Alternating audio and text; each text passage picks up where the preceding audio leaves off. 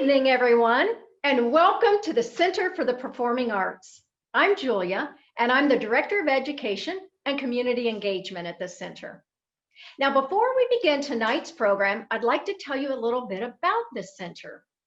We have a beautiful campus located in Carmel, Indiana, which is just north of Indianapolis. We are very fortunate to have three venues on our campus. We have the Palladium, which is a 1,600-seat concert hall. We have the Tarkington, which is a 500-seat proscenium arch theater. And then we also have the Studio Theater, which is our 200-seat black box. We present all different genres of music, and we also have 6 resident companies, 2 dance companies, 2 orchestras, and 2 professional theater companies. We're very fortunate to have such a beautiful facility in Indiana. Now, I also want to tell you a little bit more about tonight's program and how it came to be. Car Front Seat is sponsored by Car Global and has been for several years. We're very fortunate to have them as a sponsor. Now, typically, before COVID hit, how Car would work, about 2 months before an artist was going to perform at the center, we would contact the tour manager and ask permission for a small group of students who were studying the genre being performed to sit in on the sound check and then do Q&A with the artist, and then the center would provide dinner and tickets to the performance. But unfortunately, all the performances at the center and education events were canceled due to the pandemic. But we turned quickly and decided to offer everything virtually, and we were very lucky to get a wonderful lineup of artists to complete our Car Front Seat for the season. Now, here's how this is going to work. We've got 7 students lined up, students from middle school, high school, and college, and they're all performers. And they're really excited to ask our presenter, Michael, questions. But you can ask questions too. If you're joining us on Zoom, you'll see down on the bottom, there's a little Q&A feature. Click that and type in your questions, and we're going to be keeping an eye on that. If you're joining us on Facebook, we'll be monitoring the Facebook chat. So make sure you put your questions in there. Because if we have time after Michael answers the kids' questions, the students' questions, we will certainly take yours. Now I want to get to our very special presenter, Michael Stiggers. Michael is a graduate of Columbus State University, and after graduating, he moved to Atlanta, where he began his professional acting career. He now lives in New York City, where in 2017, he made his Broadway debut in the Tony Award-winning musical, Beautiful, the Carole King Musical. Most recently, Michael appeared in one of the most popular Broadway musicals of all time, The Lion King, where he performed 8 days a week, or 8 shows a week in the ensemble, and then he was the understudy for the lead role of Simba. Michael also is very professional and successful voiceover artist. He has done campaigns for Adidas, Uber, and Nickelodeon.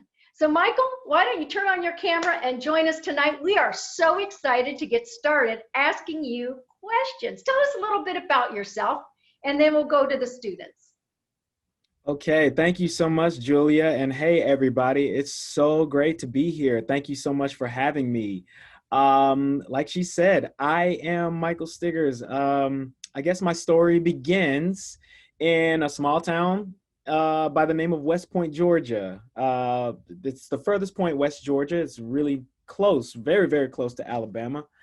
And I grew up as a country kid. I grew up as a kid who, my beginnings started like a lot of kids in the South. My experience started in church. My father is a pastor and my mom is a teacher, but my mom's also a choir director. So I can remember at a very early age, when I was about maybe 5 or 7 years old, being thrown up in the choir and being told, okay, you got to carry the tenor section, or you got to jump over here to the alto section. So at a very early age, my mom blessed us with the gift of music.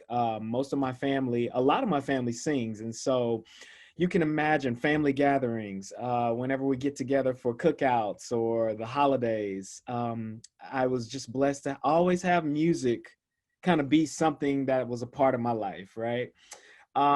So it was between that and church was really how I started. Our youth department at church would put on plays, and we would, do skits, and we were very active with the performing aspect, while also, like, making it, surrounding it with with the message of church.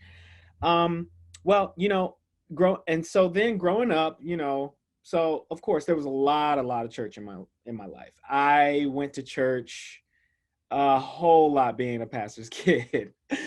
And that in itself led me to want to perform, because what I found out when I got in middle school and when I got into high school, I could be a part of some extracurricular activities, right? Um, and those extracurricular activities would sometimes conflict with the things going on at church through the week and on the weekends. And so I would be involved with them. So I could be like, well, I can't go to church this Wednesday, mom, or I can't, go to choir rehearsal this Saturday because I got to go to the school. We're getting ready for a spring show. We're getting ready for a play that they're putting together. So ideally, and I'm almost a little embarrassed to say this, but I wanted to start performing so that I could get myself out of going to so much church, being a pastor's kid. But I just continued my love for it.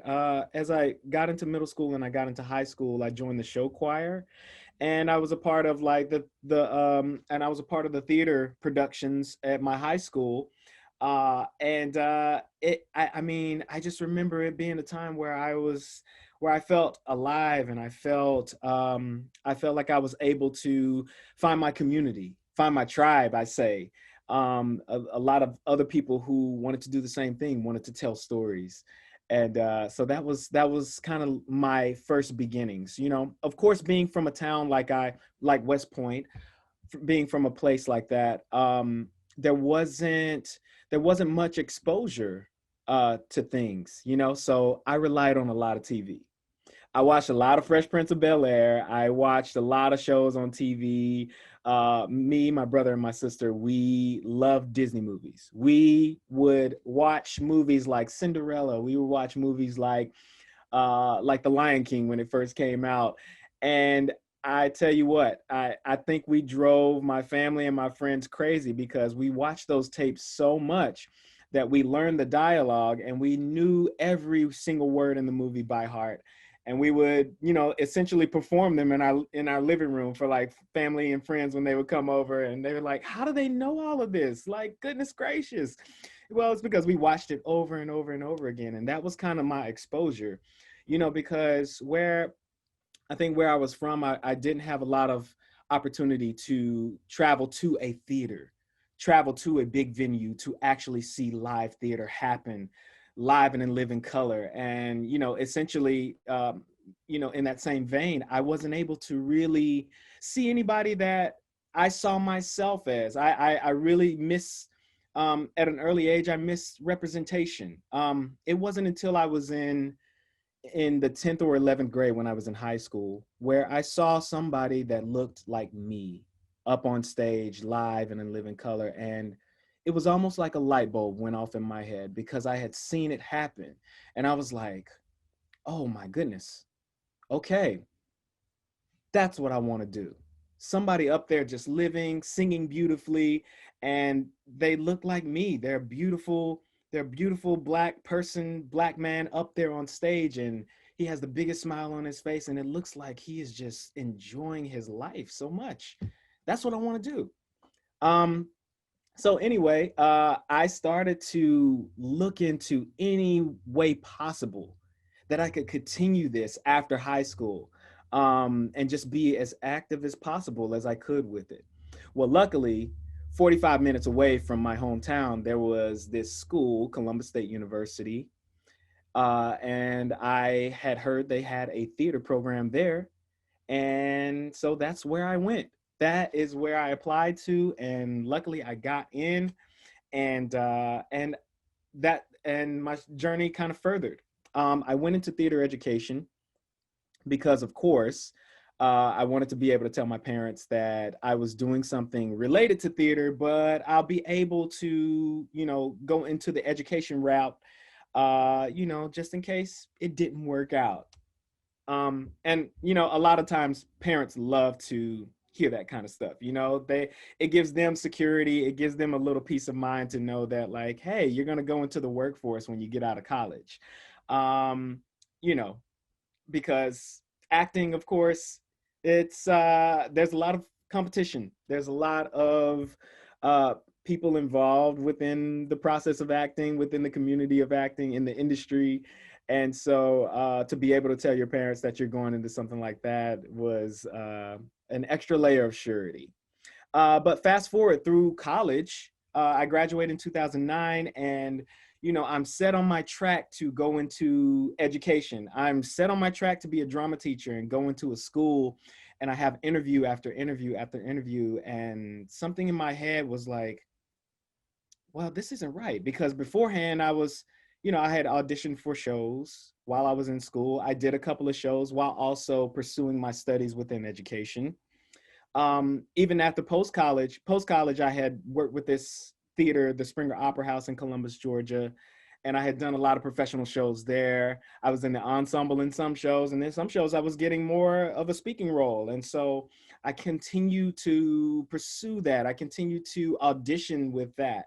And once I finished college, it was one of those things where I was like, okay, I'm going to go to this audition, and I'm going to go to this interview for, to be able to get into a school and, have a 9 to 5 and work in a school and be and build a drama program within an education system.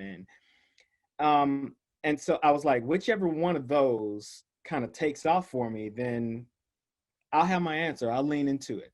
Well, I started auditioning at this place and that place, and I start signing up for these national auditions and things where I get in my car and I drive to a certain place, and it's kind of a big cattle call thing. And all of a sudden I find out that it starts to roll and it starts happening. All of a sudden I'm finding myself in other shows in the Atlanta area, and I'm, thinking to myself, man, could this be a thing? So anyway, not to belabor time, I start my acting career a couple of months after I'm done with college. Now, it wasn't, kind of a lightning out of a bottle thing. I mean, it was one opportunity led to the next. And, it all came down to one thing, and that was basically relationship. Um, as I started to work with one particular theater, I find that, during that run of the performance, people in the community come to that show and they see you up on stage, and you're a new face and they like your performance. And then all of a sudden you're getting invited to another theater within the area to audition for a show that you might be right for. And then another, and then another. Pretty soon I find that I have the next couple of months of my year lined up with work, doing shows. I remember one particular year, there was a full summer. There was 4 or 5 months where I was doing the show Les Miserables, something that I never thought I would be able to see myself in. Again, going back to representation, I was like, well, I know of Les Miserables, but I've never seen anybody that looks like me being a part of that show. And I was just like, oh my gosh, how awesome is this? Yeah, I'll do it.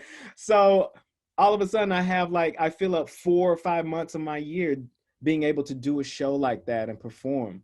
Well, not only that, somebody, of course, from the community comes to see that show, and they're just like, hey, we got a Christmas show going on over here. Would you like to be a part of that? I was like, yeah, I love to work for the holidays. I need to buy gifts for people.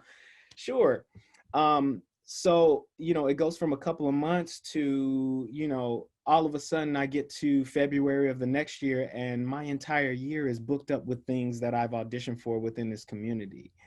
And, it's the moment that happens, I kind of look up and I wonder to myself, I'm like, oh, okay, I'm doing what I set out to do. I think, it was like you hope and pray and you wish for this to be able to be a thing. You wish for this to be something that can sustain you and that can keep you going. It was like I would, kind of think to myself and set a goal for myself to be like, well, I want to be able to fully support myself doing this, doing something that I love, that I'm passionate about. And all of a sudden it happens and it kind of takes you by storm. Um, and there's some setbacks here and there, but the bottom line is that I'm being continuous with my work, and I'm able to like be consistent with how and consistent and strategic with how I line up my work and where I go, and I'm able to plan it out, and everything kind of just starts to show itself and starts to work out. Anyway, maybe like 2 or 3 years pass and I start doing other things. I go away from the Atlanta area. I work at theme parks. I work at Hershey Park up in Pennsylvania. I have the opportunity to go to Minnesota to do an internship with Climb Theater. And then I have an opportunity to go out on a cruise ship and work with Royal Caribbean Cruise Lines. All different types of performance, all different sectors and different avenues of being on stage and lighting up a stage and performing. I go from doing a book musical, something that somebody has written, to going on a ship and doing kind of musical reviews where it's just like we take pop music and we like mix songs up and we just perform that way. Still a musical, but like in a different way. I end up doing like very short shows, 4 times a day at Hershey Park, where it's like a very, very kind of tedious schedule where I'm working pretty much every day of the week except one. And I'm doing 4 shows a day, whether it's in the hot sun or like it's in an auditorium. But that's where I really started to learn about how to take better care of my body, better care of my voice. And that in particular was kind of great training ground for me to be able to make the transitions that were necessary within my career. Because when you're doing a show 4 times a day in the hot sun, you need a lot of water. I got my big jug right here because I just drink water all the time. But that was the beginning of like learning what performance was on a normal basis when you're really kind of thrown into it and being on a schedule that is very, very similar to a Broadway schedule. And speaking of Broadway, so one of the first times I visited New York I was about 22 years old. And the first show that I get to see on Broadway, of all shows ever on Broadway, is In the Heights by Lin-Manuel Miranda. And it's an amazing show. I'm just blown away, but more so than anything, I am paying attention to the representation on that stage. Up until this point, I had never seen a Broadway show in my life. I had heard about it. I know about it. I've listened to recordings, but being able to like sit in that seat and look up at that stage and see so many people that looked like me, that were doing some of the same things that I did, singing, rapping, dancing, and like here's this show that's infused with like hip hop and salsa and reggaeton and just all this, like it was overload for my brain. But more so than that, it was something that I was like, there it is. I see it live and in living color. Maybe I can make this a possibility. So from that point on, I think my mind shifted gears and it began to kind of think in a way of, okay, all roads lead to here. It may not happen right now at this moment, or it may not even happen a year from now, but all roads lead to what I'm seeing right now on this stage. Because I can see myself, I can finally see myself in something like that, doing something like that. Well, from then on, it was like, I think it was maybe 3 or 4 more years before I actually made the move to New York. And so now I've been in New York for, oh my goodness, for about 5 years. I've been in New York for 5 years now at the age of 30 also. Here I am making the move, getting all my stuff and hauling up to New York City at 30 years old. Um, and then, one thing after the other, I get with an agency 6 months later, and I think it was 9 months after that, I make my Broadway debut with Beautiful, the Carole King Musical. And it is a fantastic show that I'm so proud of, that I miss every day. Yeah, it closed last year. And we had an amazing closing, and there was so much love and family within that show, within that experience. But now I transitioned into one of the biggest shows of all time, Lion King, a show that I auditioned for 10 years ago for the first time. And every day I was thankful to be in that number. Now well, before COVID hit, I was with the show for about 5 or 6 months. So I was pretty fresh to it, a show that has been around for a very, very long time, but also with an amazing legacy, an amazing timeless story that people just seem to still love and enjoy, and it stood the test of time.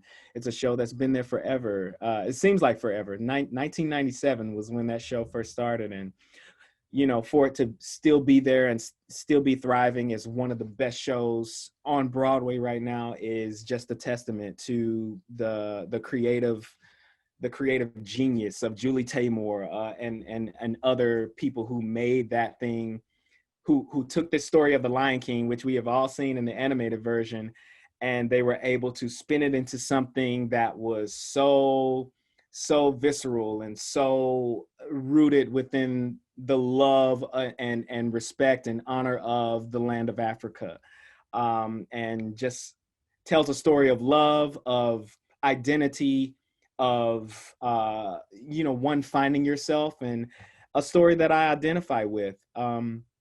The story of Simba being able to grow up from a young age and really go through a journey that had a lot of bumps and turns and brick walls and dead ends, but you end up in the end knowing who you are and realizing who you are. It was who you were the entire time. And you stand up and rightfully take your place, and in a place that accepts you and has been your home all the time. So yes, that is kind of how I got from A to B, in a crazy kind of telling, in a crazy kind of way. Like I said, it's been a ride. It's been a journey for sure, which is really what all of our lives are. We all have our own particular journeys, and it, no matter how one gets to their goals or their destinations, it's our experiences that we carry with us that make us, good and bad and ugly. And I'm that's something I'm very thankful for, along the way over the years. Yes. So that's a little bit about me. I know that was a long kind of way to say it, but that's me. Thanks, Michael. That's great. I think that's a theme we're going to hear over and over tonight. You talked about, at an early age, knowing you wanted to go into the theater, into the performing arts, and which is similar with me. And fortunately, I had parents who really supported that. I remember auditioning for my first play. I think I was in third or fourth grade, Yeah. Pippi Longstockings. And so it is something that gets planted very early, for folks. So these students tonight, I know they all are working towards that path. And we've got some middle school students, high school, college, and graduate students. So we have only about, 25 minutes or so. And I want to make sure we get to all the students, but I want to remind folks who are paying attention on Facebook and also through the webinar, please, put your questions. If you're on the webinar, there's a Q&A function. And if you're on Facebook, put it in the comment section, and we'll get to those if we have time. So Michael, are you ready to take questions from the kids? I'm ready. I I'm keep ready. saying Let's kids. They're do it. not all kids. They're students. So Ellie is our first student up. Ellie's in the 11th grade. She's from West Lafayette. And Ellie, if you could join us and ask us your question. Hi. Hey, Ellie. Um, so I've wanted to go into theater stuff for like 4 years now, and my parents have been really supportive of it. But the one thing that we're both kind of curious about is, since theater isn't like the most consistent job in the world, how do you make money in between shows? That's a great question, Ellie. I mean, I can reach back a couple of different years, over my journey. Like I said, when I went into college, I went into education. But of course, once I got on the other side of college, post college, I went into auditioning and working for shows. Now, when you do those shows, where I was in the Atlanta community, you realize that there's a expiration date to the show. The run stops, and then all of a sudden, like you don't necessarily have a job anymore. Well, I had a lot of side jobs. I had a lot of things that I did in addition to shows. Jobs that were, luckily, and I'm so thankful for this, they were flexible with, kind of what I did. They knew I was a performer. And they knew that, sometimes I would book a show and have rehearsals, and like I just have to be very tedious about my schedule. So anyway, I did a couple of different things. I worked with a brand ambassador company where I had to go to all kind of different locations and hang up posters for shows. They paid me for that. I didn't completely throw away my teaching degree. I used my teaching degree actually a little bit because I would do after school programs. I would work with children, after school, and I would work with like drama programs and things like that to also kind of support myself while I was auditioning and being in shows as well. The bottom line is, I think within this industry and this business, being an actor is, sometimes about that. It is about figuring out the other things that we have to do in order to do the things that we ultimately want to do, where our passions lie, which is being on stage and being and being able to like tell stories and storytell. Um, and so while it is something that is challenging, I want you to know and everybody to know that it's never impossible. It's never impossible. Um, I find, and this is my own personal experience and a lot of experience and a lot of the experience of my friends as well. I find that some of the people that are willing to put themselves out there like that and be able to uh, work very hard, not necessarily right within being on stage or right within where their passions are, but like also willing to do the work that it takes to be able to support that. You find those are some of the people that like are able to flourish because you're able to work just as hard over here as you are, and when you get over here, it makes it so much more worth it. It really does. You're able to shine, and you're able to just live in your passion, really, and knowing that you did what it took to be able to get there. You know what I mean? Yeah. Yeah. It's possible. It's always possible.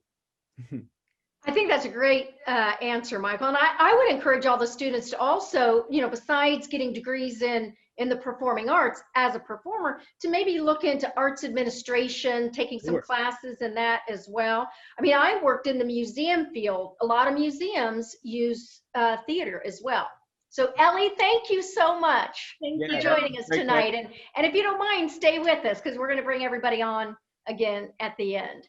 Okay, we've already got some questions on Facebook and in the Q&A here on the webinar. So let's get to our next student.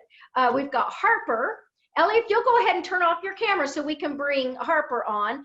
Harper's a 7th grader, and I believe Harper has been in The Lion King as well.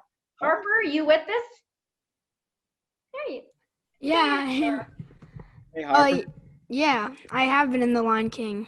Cool. I played Simba. Awesome. So yeah, it was really fun. We're twins, man. I know.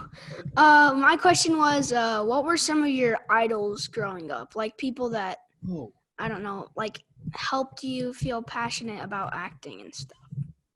Oh, that's a great question. Well, I was telling you about, really all I had was kind of like TV when I was coming up because, I really wasn't able to go to a live musical theater kind of experience until I was in, high school, about 10th or 11th grade. But, I watched a lot of Fresh Prince. So Will Smith is somebody that I look up to even to this day, like the way he was able to evolve from that show. First of all, evolve as a rapper to an actor to being, a blockbuster king. You know what I mean? Yeah. Like every movie that comes out of Will Smith is like everybody's rushing to the movie theater to see it. So Will Smith is somebody that I really look up to, and when I say idols, I really like to use the term maybe heroes, in that way, just people you admire maybe, as far as musical theater, um, I had to rely on TV there as well, and TV and DVDs when they came out. I remember when I auditioned for a show called Pippin, a very, very famous show, and I booked the role of the leading player, which to this day is one of my favorite roles, and I would love to do it again one of these days. But I remember watching the DVD of Pippin and seeing Ben Vereen's performance of that, and Yeah. I was able to connect the dots. I was like, oh, wait a minute. It's crazy how I was able to like see how Ben Vereen is a musical theater actor, but I know him from the show Fresh Prince of Bel-Air because there's an episode where he plays Will Smith's dad on the show, and I remember his face from that, and I was blown away because here he is on stage doing something completely different. Mhm. And so I was drawn to that. Also being able to like see somebody like Norm Lewis, who is an amazing musical theater singer. Again, somebody that looks like me, that's up on stage just doing, just killing it, killing it with his profession. And so yeah, those are a few of the people when I was young, that I looked up to and realized like, man, that's really what I want to do and want to be. And I remember them just lighting up a screen. Yeah. Thanks for taking my question. Of course, man. that was a great question, Harper. And, Michael, I remember Ben Vereen too. I grew up with him, and Pippin was one of my favorite shows as well. So let's go to Leah. Leah is a recent graduate. I think she graduated a couple of years ago, in 2018 from Miami University. And she's got a question for you. Congrats. Michael, thanks. Oh, thank you. Michael, thanks so much for taking our questions. Sure. I was really curious because you've played such a wide range of characters, from Donkey to Marius, which is close to my heart, going over to Hershey, all of those different characters. What are some of your favorite acting techniques to either get into character or to feel prepared for a certain role? Yeah. Great question. Especially, you just going kind of after post-graduation, you going into the professional field. I mean, that's a fantastic way to start to think and start to implement in your own process and your own routine. I would say that, first of all, like just having a good knowledge of the journey that you're about to embark, as far as character, of course, diving into a character and digging deep and asking questions, not necessarily waiting for the rehearsal process to do that, but as soon as you can get your hands on a script, it's, reading it 1, 2, 3 times, going through just to kind of get an overlay of the world you're about to dive in, but then going a little bit further, It's always, I look up to different actors and different performers that are able to really stand apart, because they're willing to do the digging. They're willing to do a little bit more scratching of the surface and digging into these characters and asking, uh just extra questions about what makes them tick, what's the nuance that makes them special, what makes them a part of this world, and what makes them laugh, what makes them cry, what do they want. All of those surface questions. But then furthermore, that's one, but then two, really focus on listening. That's essentially the nuts and bolts of what we do as actors. Being able to absorb, being able to listen, and being able to know that the most important people are the ones around you. So it's like, when you take the focus off of me, and this is medicine for myself, because I'm in a class right now where I think about every single thing that I do. I get in my head about it. I'm like, oh, I shouldn't have did that. I shouldn't have did this. And I'm so hard on myself. But then, my instructor, my teacher, Heidi Marshall, she always tells us, she's like, allow some room for grace. Start off with the things you're doing right. Acknowledge that. And then you get into the things that you maybe can improve, and realize that it's not all about you. Realize that it's more so about the person across from you and what's going on across from you, that if you focus on, then it'll take you to the next level. So Wonderful. As far as technique, that's really what I try to zone in on. That's wonderful. Thank you, Michael. I appreciate it. For sure. And good luck to you, Leah. Thank you so much. Great. And that part about listening is crucial too. So, boy, the questions are coming in on Facebook as well, but we want to get to our next student, Austin, who's an 8th grader, and I believe he does some theater too. Austin, what's your question for Michael? Hey, Austin. Hello, Mr. Stiggers. And can I just say, I absolutely loved your story at the start. I was really inspiring, and it really resonated with me. So thank you for that. For sure. But after all that, all the gigs and musicals you've been in, I just have one question. Have you ever not gotten a part that you really truly wanted? And if so, how would you say is the best way to overcome the disappointment that comes along with that? Yeah. Well, to answer your question, Austin, yes, there have been a lot of them, that, maybe even there are some that I wasn't even in the ballpark with, where I just went to the audition and fell flat on my face. And then there may have been others that I was this close. But what you realize when you get into auditioning, and when you go into so many audition situations that are all kind of different experiences within themselves, you realize that sometimes it's powers that be and things that are totally out of your control, And so what you want to try to do is just make sure you cross off the boxes and and dot all the I's and cross all the T's of the things that you can control, which is just basically myself. When you're really gunning for something, it does kind of let you down that you don't get it. But over the years, I've tried to adopt a mindset of, what, my goal is going to be invited back. You know what I mean? And if I make the goal for me to be invited back, then I've done my job. Because I may not be right this time, but maybe they might have a project down the line that they remember me from this later on in the future. So all I have to do is make sure I give the best of what I got, and make sure I'm putting my best stuff forward in the room, no matter what. Whether I'm right for a thing, whether I'm not right for a thing, because what it comes down to is just being invited back. I'll tell you, like I said before, I first auditioned for Lion King 10 years ago. And the first time I went in, I was nowhere near where I needed to be, the person that I needed to be able to play Simba.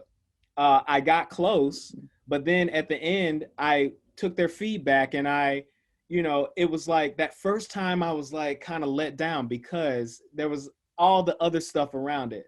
Again, I was like focusing too much on me, I was focusing on the fact that like, oh, I bought a plane ticket to come up here to New York to do this. And like, oh, it's going to be a waste of money if I don't get it. It wasn't a waste of money because guess what? They invited me back. They invited me back 5 times. Over the span of 10 years, I auditioned for this show 5 times before I got my yes, and I would say it was totally worth it. So that's just my little kind of thing with auditioning and not getting it. And, again, you have to allow some room for grace for yourself. You have to look at the things, first of all, you have to look at what you do right in the room. And then you kind of work backwards and say, okay, now right here at this part, I can be better. Right here, I can be a little bit more confident. Right here, I know that part and I messed it up in the room. Why, then you go back and start to do the detective work and prepare for the next time. Because if you made a great impression in that room, there will be a next time. That's All right, a thank you. great answer and great question too. Yeah, it's all about getting invited back next time. So thank you, Austin, for that great question. Okay, our next student up is Knight. Knight is in college right now, studying, I believe, theater, and it's a very special day for Knight. It's his birthday. So, Knight, what's your question? Thanks for having me on my birthday, by the way. Absolutely. Happy birthday, man. Thanks. Yeah. My question is complex but simple. Sure. Would you say it's possible for someone from Indiana to be noticed and put on a path to an acting career, keeping in mind the person in question has graduated high school with little opportunities for high school and under, people over high school, doesn't have much extra cash, and has medications he can't afford because of extra cash without government assistance. Yeah, Knight. Hey, man, happy birthday! First of all, like, thanks for being here on your birthday. You could be anywhere else in the world, but you're here with us. That it is a complicated thing when you have a lot, kind of going on. But again, I go back to what I was saying before, it's not impossible. At the end of the day, one of the big things I learned being in this industry, especially when I moved to New York and I started getting into the community of people who audition here and the actors here and what it's about, because I had to change what I knew from Atlanta to New York. But the thing I found out is that, as nervous and as fearful as you may be about the type of talent that dwells here, the caliber of talent and the people that you're going into the room with, what I found out is that didn't matter so much. The only thing that mattered was my willingness to be able to outwork in any situation that I was put into. Again, going back to like my side jobs, I was somebody who, when I got to New York, I got catering jobs. I got 2 catering jobs. I worked an after school program with kids. I worked a brand ambassador job, and I had something else extra on the side that I did. I worked 5 different jobs, when I wasn't auditioning and when I wasn't doing shows, that I could kind of support myself with. And it's the resilience that I got from actually working those 5 jobs that allowed me to carry that same kind of attitude and that same kind of energy into doing a Broadway show. Because it really does take that, because the actuality of it is, when you do a show like Lion King, like Beautiful, it's day in and day out. It's no weekends off. It's no holidays off. because Broadway is continuous. It is nonstop, So, putting my mindset to the fact that I work catering jobs to 3 a.m, but I'm still going to get up tomorrow and go and give it my best in this room. It's something that, that carried me over. I was like, if I can do that, I can stay in this fight, and your situation, I know it may seem like a mountain. It may seem like things are really, really stacked against you, but you just having a willingness to overwork it and overcome it is, really the first thing, the first step. And oh, I had it right here. It's an experience that you can carry with you and you can also use, not necessarily as something that holds you back, but something that you use as gas, as high octane gas within your car that fuels you forward, yeah, I've had moments within my career where I was down to $20, I was down to my last $20 and I had to figure it out. And I'm thankful for that moment in the way that, if I look at a bad situation or if I have a bad day, I lean back on that. I'm saying, well, I made it with $20 in my pocket. I can make it right now through this situation that's kind of kind of getting me down or kind of getting in the way of me being my best. So yeah, that's what I said. Be encouraged, man. Always. Thank you so much. Yeah. And thank you, Knight, and happy birthday. So use that experience and that situation to kind of propel you forward. That's great right. advice. That's okay, right. Next up we have Mary. And Mary is a senior in high school. And I know she's got a great question for you as well. Hey, Mary. Hi, Michael. Hey. Oh my goodness, I'm blushing. Wow. The question is for you. What is your best Broadway experience? Best Broadway experience. Oh my gosh. I think I have a couple of them, but for the sake of time, I'll break it down. The night I debuted was just kind of, I felt like my head was spinning at the speed of light. Honestly, it was insane. And the moment it went by so fast. First of all, I'll tell you my experience of my Broadway debut. When I found out that I got beautiful, I didn't start rehearsals until months down the road, right?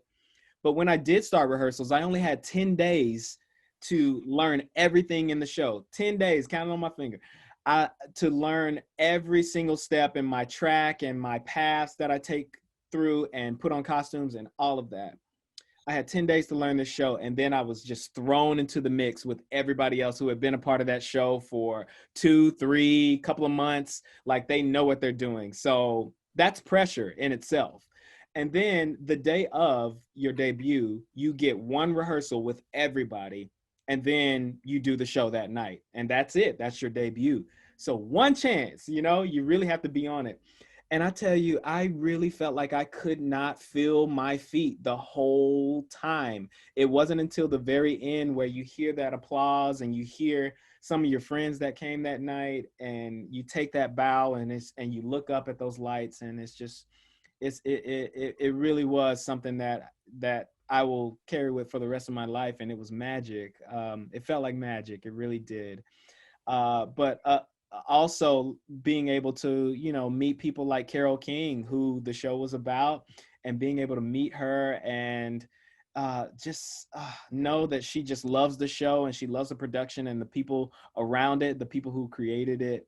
And just how lucky you are to be in the room telling her story was something really cool too. So, yeah. Thank you for that question, Mary. Great Yeah. question, and one we're all curious about. Okay, our last student before we try to make some time for our Facebook and our webinar questions Sure. is Camille. And Camille is a middle school student. Camille, what would you like to ask Michael? Hi, Michael. I would Hey. like to ask you about how do you get into voiceover acting? I do a lot of theater acting in my town, and I was wondering, how do you get involved in voiceover? Yeah. That great question, Camille. So voiceover is special because me and my wife both do it, and sometimes we'll give advice to our friends, and we hold seminars and things like that where we're working with people. And the first thing we tell them is that I really believe that anybody can do voiceover because everybody has their own distinct, individual, unique voice to be able to put out to the world. And so it's a thing where you might not be right for this, but you might be right for something else. Like there's somebody out there looking for your voice. I believe at all times. So I got into voiceover when I got here in New York, when I got with my agency. But even prior to that, it came from watching a lot of TV, watching a lot of movies. Those same Disney movies, I would try to put on the voice of, Sebastian from Little Mermaid. The seaweed is always greener, and I would try to do like all kind of different voices from cartoons that I would see and stuff like that. And so with that kind of in my head, when I was in Atlanta, I did I got the technical aspect of it, but through doing audiobooks. I work with this company called Listen Up, and they do a lot of audiobooks. And so I did a couple of gigs with them where I learned kind of the technique of speaking into a microphone, a condenser mic, and, levels and breath control and all this other stuff that was kind of a little bit more on the technical side of voiceover. And that carried me to my transition here in New York. And I started working with an agency. And it was something that didn't happen right off the bat. But it took me a couple of tries. It took me a couple of things. I maybe sent in maybe 40, 60 auditions before I got my first one. And lo and behold, it was something that, I had in my background. Again, it was something silly and fun with Nickelodeon, where I felt like I was a Nickelodeon kid because I watched so much of it. I watched shows like All That and Ninja Turtles and like Nick Saturday Night. Like that was my thing. And so I knew the exact kind of energy to bring with an audition like that. And so I got this musical Nick number, and since then I have had kind of a working relationship with Nickelodeon. You can hear me sometimes as the promo voice for the new All That right now on Nickelodeon, running over and over again. So, it's things that I hark back to my youth with. It's things that I pull back from the experiences that I've been through over the years to be able to dig into other things that I can do besides, being on stage and being a stage actor. I'm a voice actor as well. So, great question. Thank you. Yeah. That was a great question, Camille. All right, that's all of our student questions. I'm going to ask the students to stay on, though. And Michael, I don't know, we've got about 5 minutes left. Do you think you can answer 5 questions in 5 minutes? Lightning round. Let's go. Okay. Well, first of all, there's a comment on Facebook from Cindy, and she says she loved seeing you at the Springer as many characters, and then in Beautiful here in Indy. So that's a great comment. Somebody has seen you several times. So, all right, here we go. Yeah. Ready? Mm-hmm. First question. Actually, Peg has 2 questions, but I'm going to ask this one first. She wants to know what you've been doing since COVID to keep your talent of singing and dancing kind of fresh. Yeah. Well, since COVID hit, I have been through the levels of it. Definitely. Like when it first happened, I was like, oh my gosh, we get a break from the show. Wow. My body gets to rest. My voice gets to rest. I'm like, I'm going to take advantage of this. So, I sat on the couch and I watched all my favorite shows and I played video games and I ate whatever I wanted and it was great. Well, it got into like the second month and I was like, okay, we're not going back to work. And then I went through the withdrawal. I was like, gosh, I miss it. I miss it so much. I miss being on stage. I miss my friends from the show. I miss seeing people. This is not fun. And then it goes another month and I'm like, okay, wow, this is hard. And then something happens. I hit a transformation and I have the thought in my mind, you know what? I need to do something, because at this point, like I'm starting to change a little bit. I'm starting to get a little soft here and there. I was like, if the show started up next week, all of a sudden, if COVID was magically gone and we started up next week, I wouldn't be ready. I would not be ready, because it takes endurance to do a show like Lion King. More in particular, it takes so much endurance to do a show like Lion King, because we do so many things. We dance, we sing, and it's difficult singing. It's specific singing because we're singing in different languages with Swahili and Zulu, and and the singing takes a stamina all its own. And then when you mix that with the dancing, you really have to have the mind of an athlete when you go into this show, and you really have to keep your body up to prevent yourself from injury. So like it's stretching and it's weight training, it's all of that. So anyway, around that month, I had my transition and I got back to work. I was like, okay, I got to do something. I got to do something, because if I started back next week, I wouldn't be ready. So I started on my regimen. I started running. I couldn't go to the gym. So like I started doing my Shanti workouts that I have on my computer, and that got me into a routine. The first week I was winded and I was like, oh my gosh, why did I even start this? Second week, I got a little better. I was like, okay, I'm starting to feel good. By the third week, I was like, this is my routine. And I've been able to keep that routine up for the past couple of months now. On and off, I'll take the weekends and I'll like, kind of pig out or whatever like that. But I'm really trying to have the mindset of, trying to stay in shape now and stick to my fitness regimen, because not only am I working for, whenever things get started back up again, but I'm just working on trying to feel good and be the best person that I can be on the inside.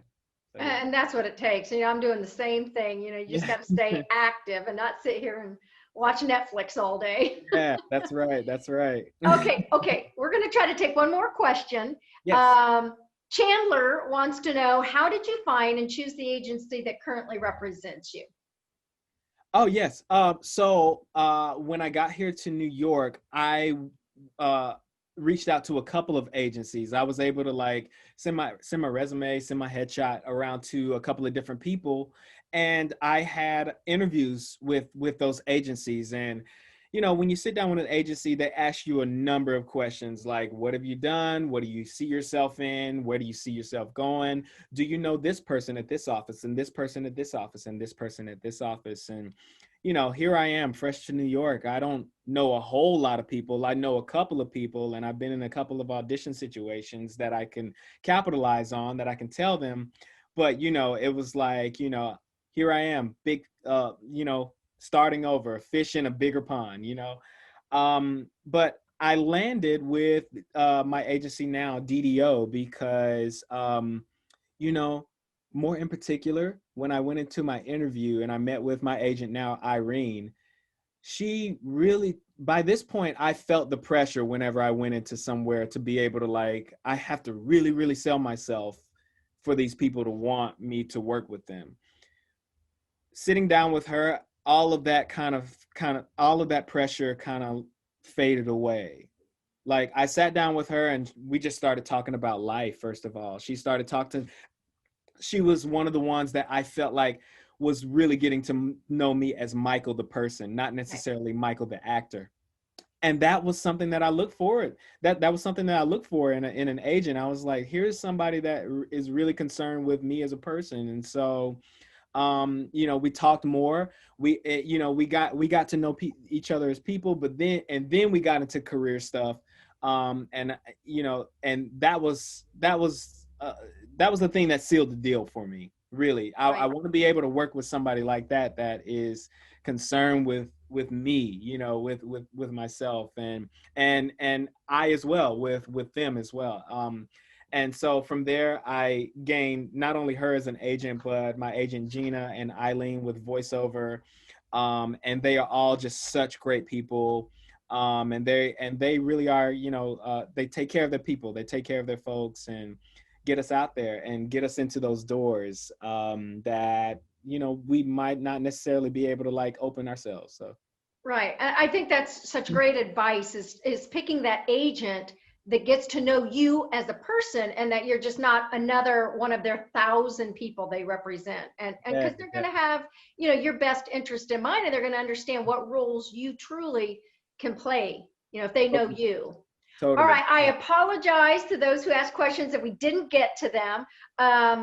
If you want to email them to me, you can find my email address on thecenterpresents.org, and I can get them to Michael and get you an answer. I just real quick wanted to put a plug in. We're doing one of these sessions per month, our car front seat sessions. Next month, we have Lizzie Gee, who I'm really excited about. She's a choreographer, Broadway and West End in London. So she's going to be joining us to talk about, you know, career as a dancer and then as a choreographer. Then in November, we have Todd Williams, who is a great jazz musician, nationally recognized saxophone player. So we hope you can join us for that. In December, we have David Lober. David is fascinating. He has been stage manager for multiple Broadway productions, touring companies. I mean, you name the show, he has stage managed it, and he's got great stories to tell about actors. He's worked with Tom Hanks, you know, all the greats. And then let's see, who else do we have? And then in January, we have another Broadway actor, Jane Fitch. She'll be joining us, and she's also a voiceover actress. So that's pretty cool. So I want to thank you, Michael. And students, if you don't mind all turning your cameras back on so that we can say thank you. Oh, there they all are. So we can say thank you to Michael one more time. Can you all give him a round of applause? Yay. Thanks. It was great talking to you all. Great questions, and keep doing what you do. Keep going. Keep fighting for your passion, for sure. Well, thank you all for joining us tonight. Thank you, Michael. And a huge thank you to CAR Global, who sponsors this program. And well, good night from the Center for the Performing Arts. Bye-bye.